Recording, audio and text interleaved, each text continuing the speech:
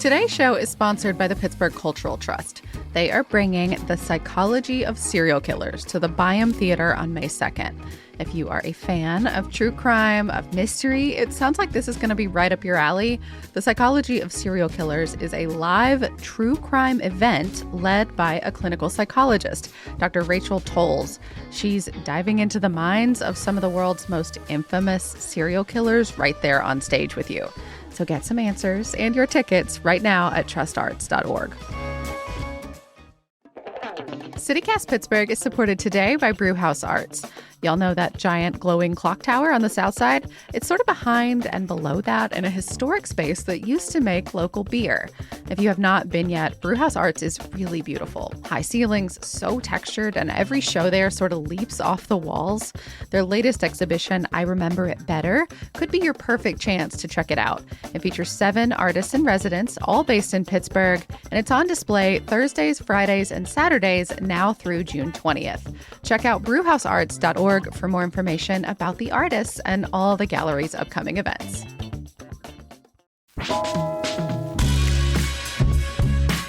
This is CityCast Pittsburgh.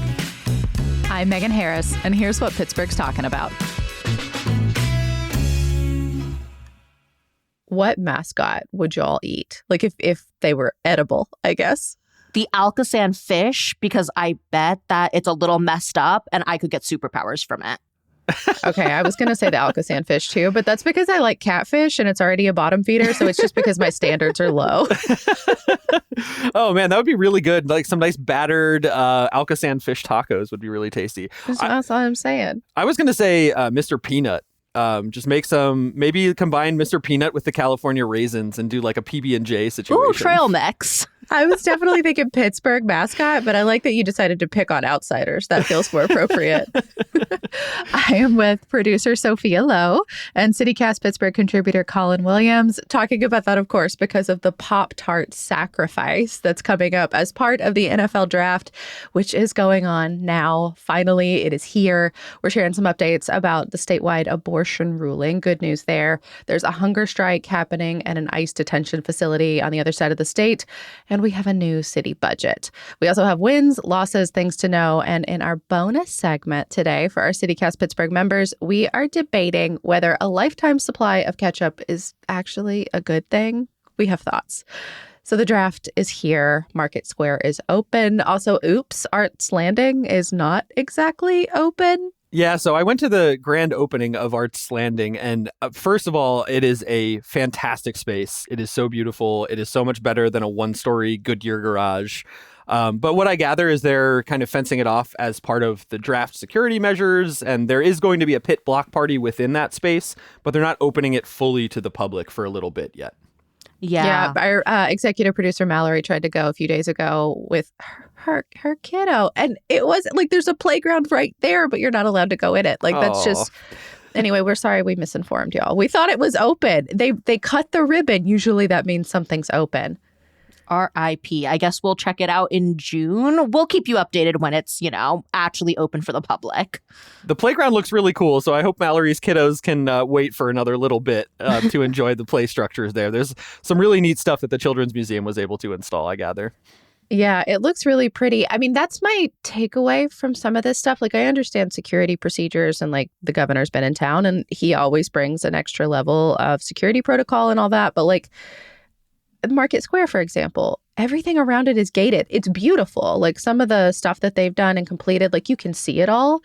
But when I was walking around earlier this week for that ribbon cutting, where they opened Market Square and they had a whole thing, like the gates around everything make it feel very much like this is not for Pittsburgh yet. And I did not love that feeling.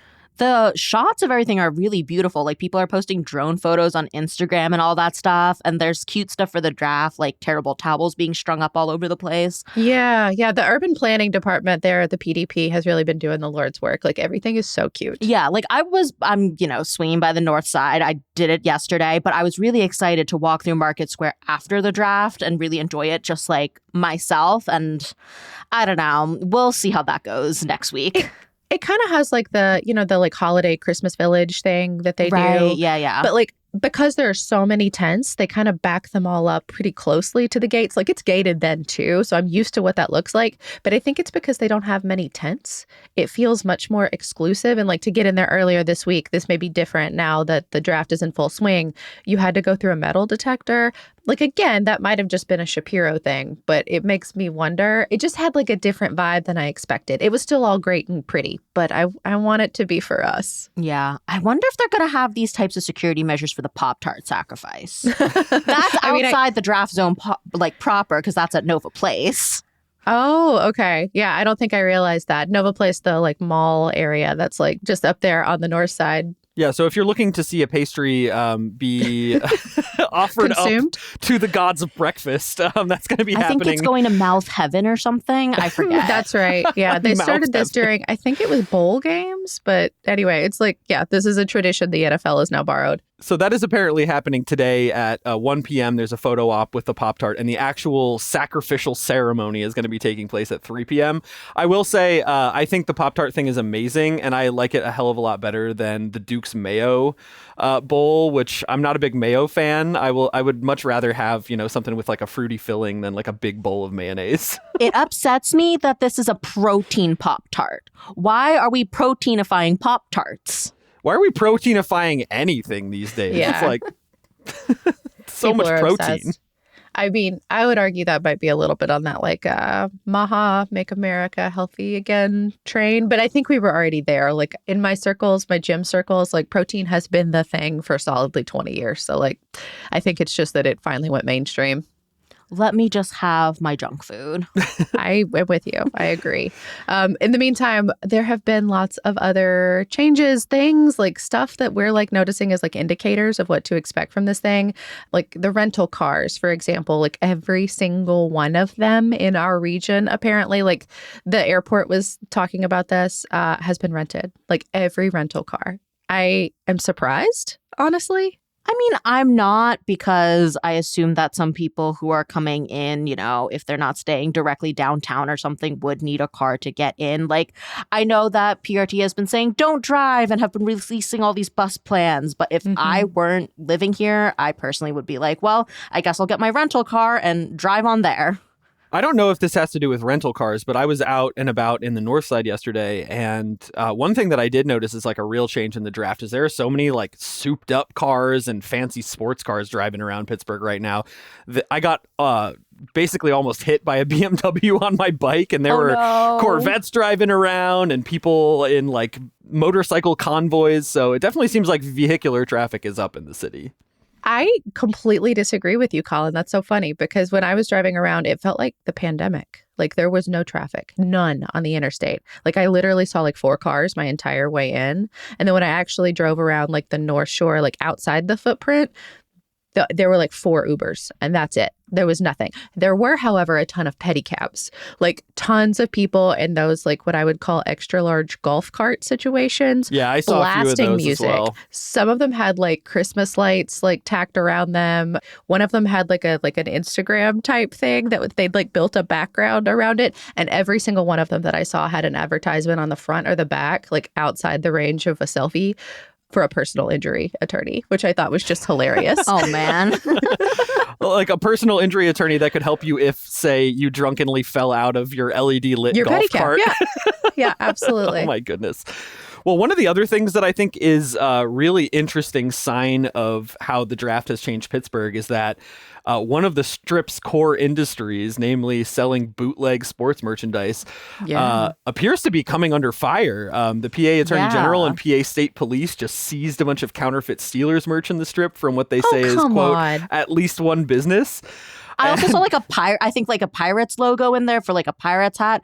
I don't know. It looked close enough to me. Like I would totally buy it to get a cheaper price. Yeah, I mean, as I understand it, as long as you don't use their logos, you're usually safe. That's why, like, my personal favorite merchandise maker down there, their shirts say things like Pittsburgh football. Like, they don't have the Steelers, they don't have logos. They just have, like, cute designs or, like, Pittsburgh baseball. Like, I think as long as you do it that way, you're fine. But, there's a lot of different purveyors. The visitors won't get the true Strip experience unless they see so much Steelers merch everywhere. Yeah, and I mean, what is the Strip District without a whole, rack full of Pirates shirts with a tortured looking P or things that say Pittsburgh hockey? I just feel like this was like the only industry in the Strip for a while, and it's really wild to see the police actually cracking down on it. That's something I never thought I would see. I don't like it. Like, I understand like copyright and I want to respect that, but this feels different. I don't know why. Like, it makes me sad. It just goes to show, I think the draft, like one of the core components of the NFL's entire business model is intellectual property rights and getting to, sell your gear for exorbitant prices. So they're clearly not into our other businesses cashing in on this opportunity. Yeah, well, and speaking of the airport, I feel like there was so much talk months ago, I guess going back to last year, about like what other cities did, like Detroit and Green Bay, and like greeting people when they got off the airport because they were going to the draft, and that there would be food served. Like there was so much conjecture about that. Like I think Sarah Enamorado said she was in favor of like us serving like tiny pierogies and like cupcake oh my goodness wrapper things. I don't think that's happening. Like, I feel like I would have seen the TV story showing that happening if it had. I'm kind of sad we maybe didn't get that one together. I think that's okay. It sounds like there's like food trucks all over the place. Like, get people out of the airport and into the city for the real stuff. Well, speaking of getting people into town from the airport, I got to say one loss for me in this whole draft procedure is the loss of our gorgeous wayfinding signs. I loved that colorful 90s aesthetic that helped kind of guide people around town. And they're replacing all these signs. It was really fun to watch, granted, like the people who were applying the new vinyl decals that are black and gold to direct people to the hospitals or where to go to get to the north side or whatever. It was very cool, but I'm a little bit bummed that we're getting rid of the neon 90s color palette. I don't think we need everything in Pittsburgh to be black and gold. Yeah, I saw like Instagram comments about this. No one likes the new signs. They say that they're super formal. They're giving like cop energy. They have the city seal on them, which is just also not a super appealing image, I think. So yeah, I agree with you, Colin. I didn't know that those old Wayfinder signs from the 90s, like the color coding on them is designed to represent different parts of the city. And then like the whole big sign tells you what part of the city it is. So like, I think, for example, like things downtown were in pink. So I don't know, at least I learned some cool history from this. But I disagree with you both. And that's exactly why, Sophia, is because I've never understood what the heck those signs were for. Like, yes, they were pretty, but they were useless as signs. I could not tell by looking at them what I was supposed to glean from that. And it wasn't until people got sad on the internet about them changing that I'm like, oh, that's what I was supposed to take away from that? Like, I did not realize the colors were a code because it happened so many years ago and there's nothing on the sign that makes that clear. And if the sign does not work, it is just a bad sign, even if it was a nicer color to look at. I think there's an argument to be made there. This is really like a you don't know what you have till it's gone kind of thing. I don't know why maybe that's just like, we should have done a public service announcement like every 5 to 10 years of like what this is for. But they didn't do that. So I actually like the new signs better just because they're clear. I understand what they're saying. That's fair. But I mean, I'm going to be honest. I wasn't looking at the signs that often anyway. I was when I first moved here. I was when I was like trying to be a tourist. And that's like what this all is for at the moment. Also, they have not completed this. Like there's still a ton of those colorful 90s signs all over the city still. Yeah. Oh, yeah. I saw one of them by Manchester Bidwill yesterday that was, I think, a pink colored one. There's a bunch downtown. It's the same process with like replacing our bus stop signs. I imagine just like the logistics of that means that it'll take a while and there will still be some hangers on probably 5-10 years down the road. Yeah. I wish we just educated people more. Maybe it would have worked. I'll put it that way. If they just like told us how to read the sign. It's like those belt signs that they have in the county everywhere, like the orange belt and the blue belt. Maybe if you know how to read those, that makes sense, but they're very difficult to interpret. Okay, we are still in the season of celebrating 1,000 episodes here at CityCast, so we're doing this 1,000 Things We Love About Pittsburgh. It's brought to you this week by the Harris Theater, a venue of the Pittsburgh Cultural Trust, and their pick of the week is the Steel City Horror Show. So it's celebrating its second anniversary on April 26th. It's this monthly series with host Sean Collier bringing a surprise film, and they said guaranteed thrills. Love it. What is your pick of the week? Something you love about living in Pittsburgh? I can't remember if I've said this before or not, but I think it's worth highlighting again that I love our public steps. I think that is like such a unique Pittsburgh trait. There's so many sets of them everywhere. I was just biking through the north side the other day, and there's this whole section where there used to be a neighborhood along the corridor of I-279. It was called the East Street Valley at one time, and there are all these crazy long sets of staircases connecting up to Fineview. And I just think that that aesthetic is unparalleled. And I will also shout out our city's newest brewery, Balance Brewing, for actually putting the public steps on their beer cans. Hell yeah to that. That's Cheers. really cute. Yeah, I really love the Ella Street city steps in Bloomfield. There's like little art on them too that's really easy to miss if you're going down them quickly. But look out for like little metal chairs, this little metal truck thing. There's like a mailbox on the side. It's super fun. Sophia, so what is yours? Oh, yeah. We are about to get into farmers market season in a couple weeks. I am super excited for that. I feel like Pittsburgh has such a vibrant farmers market scene. Like there is usually something on every day of the week, and each neighborhood has their own. And I think it's a really cool opportunity to also like pop into another neighborhood and explore, like do your farmers market shopping. It's usually in a place that, you know, is pretty walkable by a main street. So you can explore a ton of neighborhoods while doing that too. Shout out to the PETA land truck at the Bloomfield Farmers Market for their gigantic samples of gyro meat. I absolutely love getting a big fat sample to walk around the market with. I think one of my favorites has got to be the Greek purveyor at Allegheny Commons Park. It's an enormous amount of food, and it's like my favorite. It's like my favorite go-to Friday takeout because they do a Friday market. It's so good. If you live outside the city, though, too, like check the local municipalities because most of them also have markets. Sophia, I'm going to go back to something you were talking about with like the little art features that you see near the city steps. Guerrilla art is mine. Like, I love how the city has a clearly very long history of being like, oh, that's cute infrastructure. I'm going to put a stained glass bird on it. Like, it's just like bizarre ways that we've used concrete, for example, to like put our physical mark on things. I would say that one of the greatest examples of this is in Troy Hill. Like, just wander around and you will see all manner of people just making things prettier than they otherwise had to be. And it all feels so homemade. And I don't know, there's just something special about that. It hits me right in the feels every time I walk around. Oh, yeah. Like, you know, one day you'll pass a dilapidated building and you'll see that someone has slapped up graffiti on it. And it looks, you know, it's still a little run down, but now it feels like it has a little human touch to it. Or even just like things that don't have to be like that will be. Like there's a retaining wall up in Troy Hill that's like looks like the side of a castle. It has like a turret thing built into it. It looks like it should be like a water fountain. But if you look closely at it, it's like sort of child castle. Like, I just love it. Yeah, 100% agree with you. Now, moving on to some updates related to our state and local governments.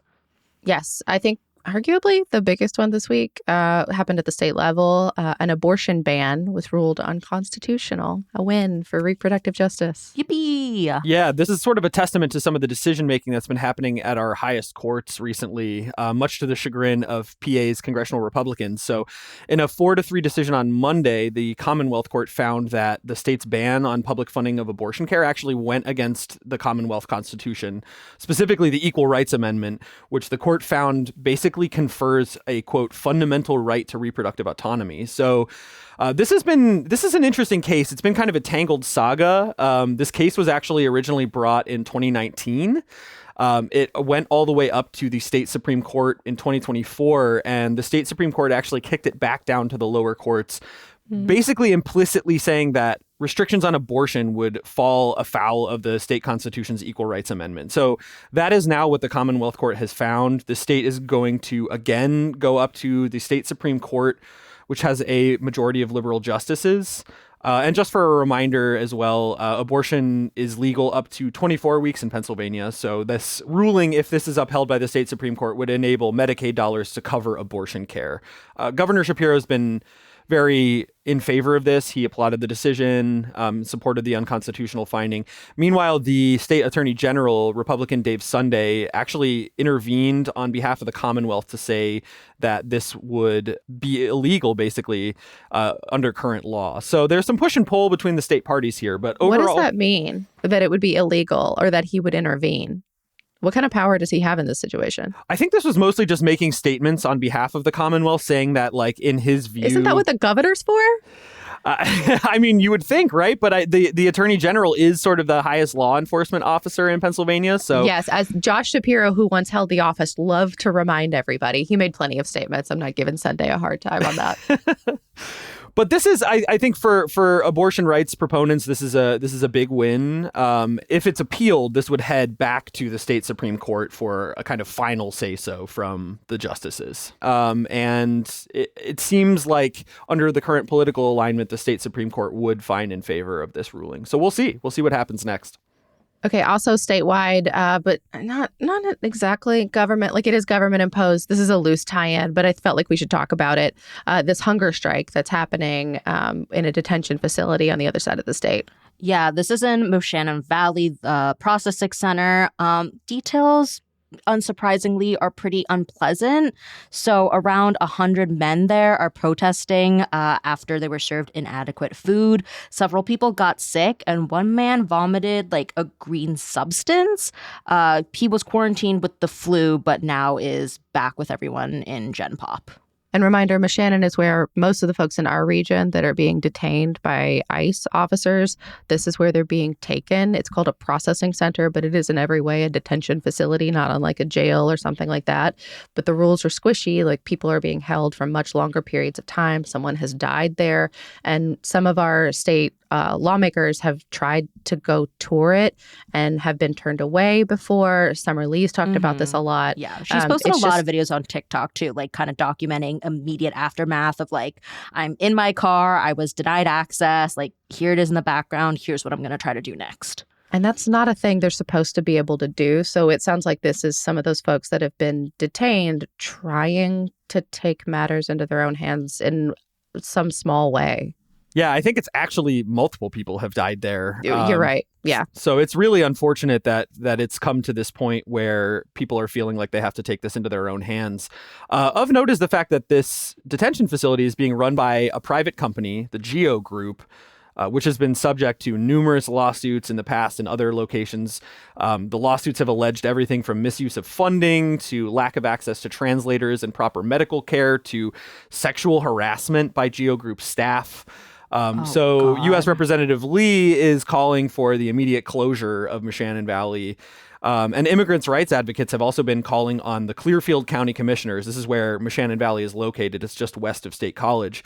They're calling for them to end the contract with GEO, but it seems unlikely.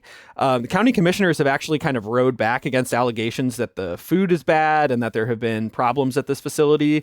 So it seems like they're comfortable continuing to contract with this group. Yeah, not a good look for those folks, but I guess if the cruelty is the point, then they're making that point. And Public Source, I mean, kind of related to all this, has reported that hundreds of people that have been detained at Moshannon have filed petitions for habeas corpus in Pittsburgh's federal court. So that's like a petition where you say the government is violating your constitutional rights by detaining you at all. Like, you should not be there. Mm-hmm. A lawyer said that in 20 years, he had done 4 habeas cases. And in this past year, he has now done 130. Oh, wow. Jeez. That like habeas cases are just like becoming a huge part of the court's docket. Like, I feel like we talked about this, like how it's affecting every level of our civic life and kind of just the presence of ICE in this immigration crackdown. I hate that word. I'm using air quotes. Is like a thing that it's everywhere. It's everywhere, and it's taking up people's time, and it never needed to happen. It's fueling a lot of burnout in the legal profession as well. There have been a lot of government lawyers who have been in their positions for a long time who have just outright basically walked off the job. I know there was at least one person in Minnesota following the occupation of Minneapolis who essentially threw in the towel after saying she was completely overwhelmed. And there have been reports of other lawyers quitting their positions because they just simply can't keep up with the workload and the circumstances surrounding some of these cases. Yeah, we'll drop a link to that Public Source article in our show notes. It also talks about how families are turning to GoFundMe for lawyers. It's worth a read. It's a little bleak.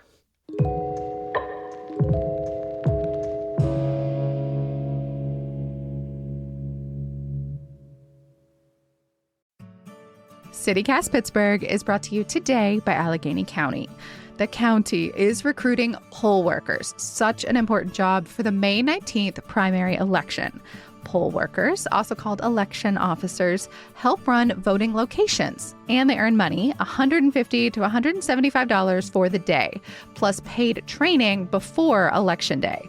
Training can be in person or online, and new poll workers must complete it before working on Election Day.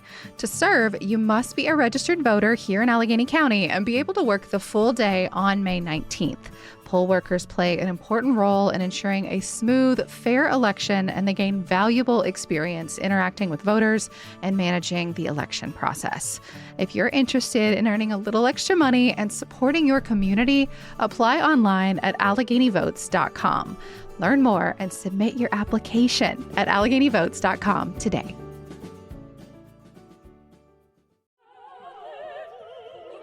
Today's podcast is sponsored by the Pittsburgh Opera. A lot of us think of opera as really dramatic stories focused on tragic love, and they can totally be like that. But opera can also be ridiculous and fun, and that is exactly what to expect from their next show. The Pittsburgh Opera is presenting Verdi's Falstaff. If you have not seen it, Falstaff is considered one of the best-known comedic operas of all time.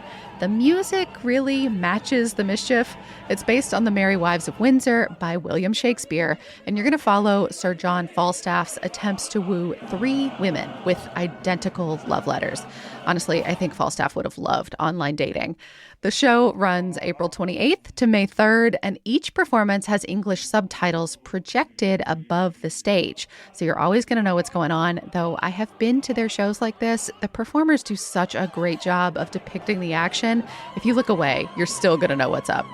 Tickets start at $20, and kids and teens are always half price. Plus, the Pittsburgh Opera offers discounts for students, seniors, military service members, and more.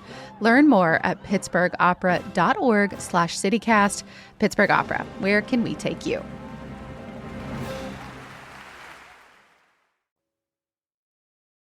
Okay, neighbor shout outs. These always come from our CityCast Pittsburgh neighbors. These are the folks that support us and like us enough that they also help financially back us. It's a small contribution, but it really helps keep our trains moving. It keeps us around, and we appreciate it so much. Oh, yeah, 100%. We love all of our neighbors. And today we've got multiple shout outs from Dr. G4. G4 is in our inbox. Congratulations on getting your PhD. Super exciting. Founding member. Good for you, G4.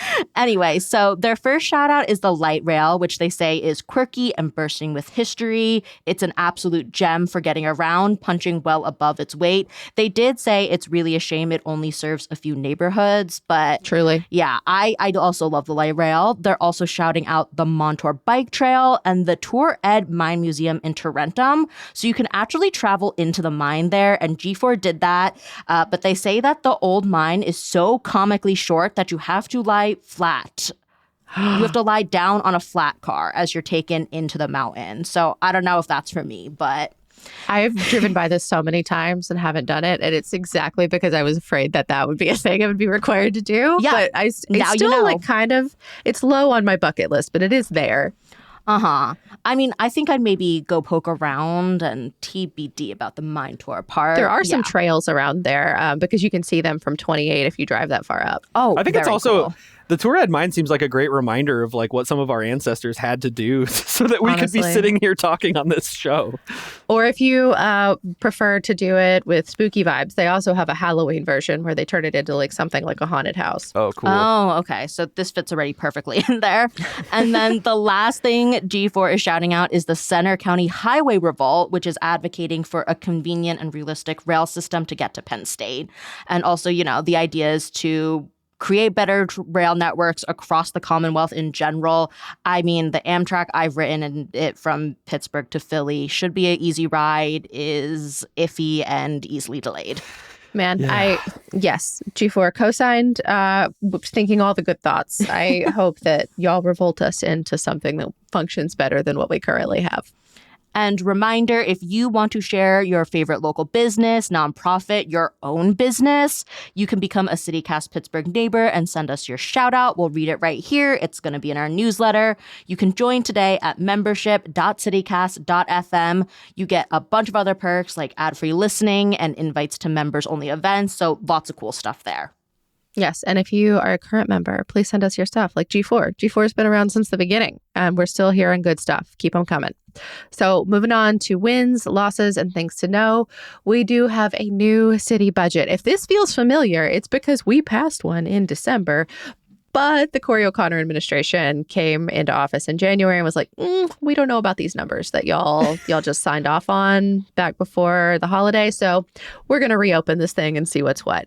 They did that. They found missing things, so they say.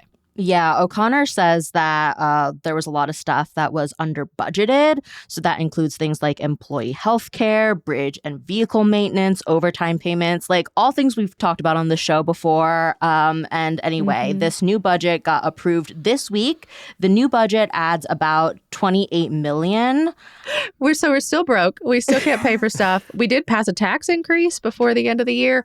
But now we're adding more money to the budget. I mean, I do get it. Like he's saying, like, we had to add money because the old budget was fake. If y'all have listened for a while, this is the one that we were laughing about, like all the public officials, the way they described Gainey's final budget being like an unserious document and like a work of pure fiction. Like some of the quotes people used were spicy. Yeah, to that point, I mean, I think actually it was interesting to hear some of City Controller Rachel Heisler's rhetoric kind of harking back to the Gainey days, because this new budget actually involves $6.5 million from the city's rainy day fund. And Heisler said, quote, "This cannot become a regular practice." So this was the kind of stuff that we were hearing, toward the end of Gainey's term. And now we're starting to hear it a little bit under O'Connor. So it remains to be seen if the city can get this back on track. They were expecting at one point a $15 million surplus for the year, and the new budget is blowing right through that. And all of this is happening before we know the final outcome of the NFL draft because we budgeted some, but we don't know the final price tag for this thing until it's over. Not for nothing. We're also probably going to get a bit more clarity on some feelings from the controller soon. Typically, she releases her annual report on or about May 1st. So I would look out for that too. And a couple of highlights of things that O'Connor did cut. So funding was cut from the Food Justice Fund. It's not going away completely. It just has $250,000, which is half of what was originally allotted. No one's losing jobs, but, just less money to give out. There's also $2 million taken away from the emergency vehicle budget. The reasoning behind that was we got gifts from UPMC and PNC for things like snowplows and ambulances. So that should cover city needs. But I guess we will stay on top of that. We will see what happens next winter, I guess. I want to hear what Heisler says about that one in particular, because no one has harped on the fleet more than Rachel Heisler has in the last 2 to 3 years. Oh, for sure. So in a loss this week, a local scientist has actually been looking beyond the United States borders as his research funding has been cut. So a Pitt-affiliated scientist, Jason Walsman, who had moved here in 2020 for a research position at Pitt, is now actually moving to outside of Shanghai to Duke Kunshan University, which I found out is an interesting joint venture between Duke in North Carolina and Wuhan University in China. And Walsman cites the loss of National Science Foundation funding for his project that was studying infectious diseases in amphibians. So really interesting niche work. And this ties into a broader narrative of a loss of federal funding at Pitt. Pitt has lost some NIH grants pretty horribly. There was a loss of federal grant funding last year that would have supported research into suicide vulnerability for the LGBTQ community. There was a study that lost funding for vaccine consent laws for minors, and there was a loss of funding for HIV research. And estimates have as many as 10,000 scientists or more leaving federal agencies, in part due to loss of funding. And certainly there's been some other impacts locally. I mean, we've got so much invested in eds and meds, and it's been kind of a shock to the system to lose some of these grants from the CDC and the NIH and National Endowment for the Humanities and other research streams. Oof. Well, I don't want to end there, so I will take us into a win. Sheetz is expanding. sad. Yeah, it is sad. But if you are a Sheetz fan in Indiana, Pennsylvania is coming to you. So the plan is to open 100 Sheetz stores in Indiana in the next 10 years. They're going to be spending about $1 billion to make that happen. Woo. Whoa. Anyway, I lived in Indiana for a little bit. Maybe I would have liked it more if there was just Sheetz. I don't know. Probably not. But I think we should do a little trade with Indiana. Please bring Culver's into Pennsylvania. I miss that sweet, sweet custard and those hot, hot cheese curds. Oh my goodness, You're not the Wow. only person I've heard advocate for Culver's. I guess like maybe there's a big like Butterburger community here in Pittsburgh that we need to be serving. I don't even care about the butter burgers. I care about their custard of the day. They have such good flavors. Not that we need more ice cream here in Pittsburgh. There's a fabulous amount. But, you know, what's one more? That's the highest compliment I've ever heard you pay Pennsylvania, like, or the Pittsburgh region, is that there's a good amount of ice cream. Not enough cheese curds, though. I will definitely agree on that point. Everyone but our CityCast Pittsburgh members are now invited to leave. So this is the new part of our Friday show where we say a little more. We give a little extra. If that is you, if you are a neighbor, please stick around. We want you to be part of the conversation. And if you are hearing this and you are not yet a member, you can join now at membership.citycast.fm/Pittsburgh. We are going to talk about whether we think Heinz, our ketchup purveyor, is trying too hard. That is all for today here on CityCast Pittsburgh. You can support us by becoming a CityCast Pittsburgh neighbor. Get that bonus segment. You can learn more at membership.citycast.fm. You can also gift one if you know someone who would like to listen a little bit more. Our music is by Los Mocochetes, Aaron Taylor Waldman, All the Kimonos, Playtime, Spooky Tooth, the Pittsburgh Opera, and Benji, with additional mixing by Tyler Lindgren. Mallory Falk is our executive producer. Sophia Lowe produces the show. Natalia Aldana, Francisco Kilgore, and Francesca DeBecco wrote our newsletter. I'm your host, Megan Harris. We will be back on Monday with more from around the city. Have a great weekend, y'all.